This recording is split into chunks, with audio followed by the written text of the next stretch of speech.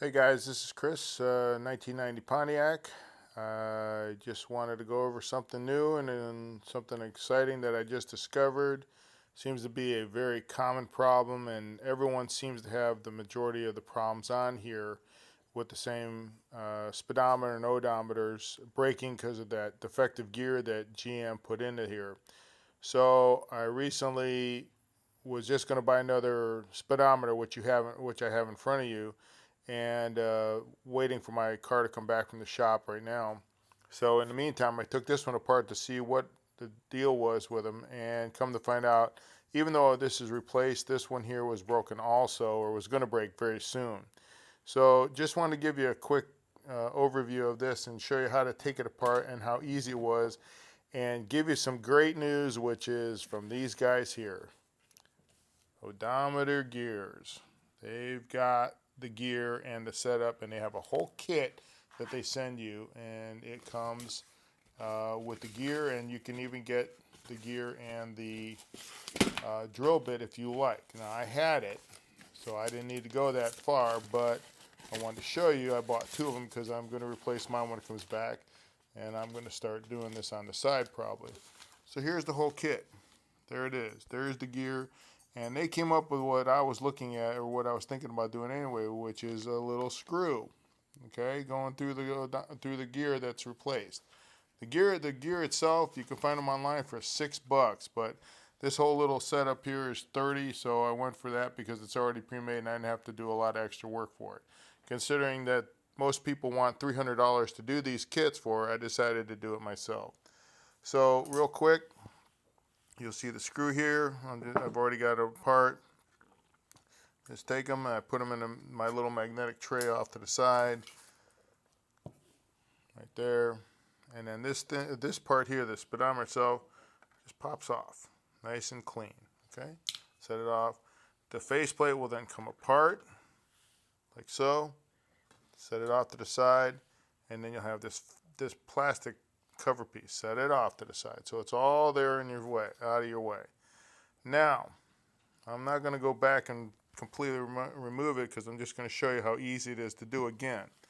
So, you have these two bolts here on the side, which you take the motor off here and here, and then this bolt and this one here take this actual junction off here. That's where all the gears are. That's how it is. Right behind it, right there, is the one that breaks.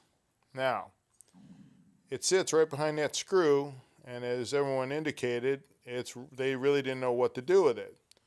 Well, it wasn't very hard to think about it and just come up with a screw and a bolt to come up and put it together.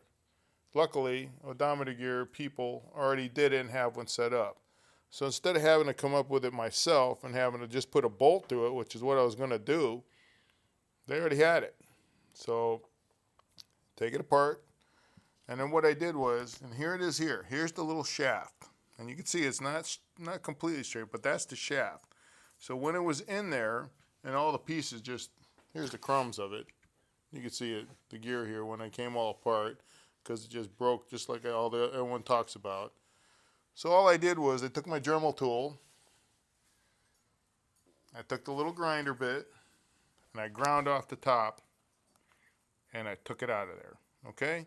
No banging, no smashing, just ground off the end of it with the little Dremel tool, just like that, and I popped it out. Take the gear, take the little screw in there. Now, the only thing I would say I wish it was a little better, but I know why they did it, is that it's not a lock nut. If it was a lock nut, it'd be the best of all worlds right there. But you can see it's pretty tight fit.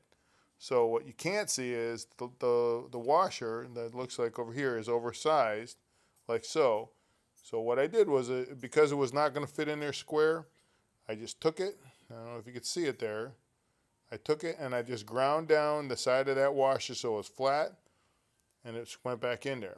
Now, because that nut and washer are not a lock nut, I did the next best thing. I put it on there, and because I don't want it backing out and just creating a whole another mess at some point, I just took my $2 lock nut, super glue, and I just put the super glue on the nut and the nut and the actual bolt.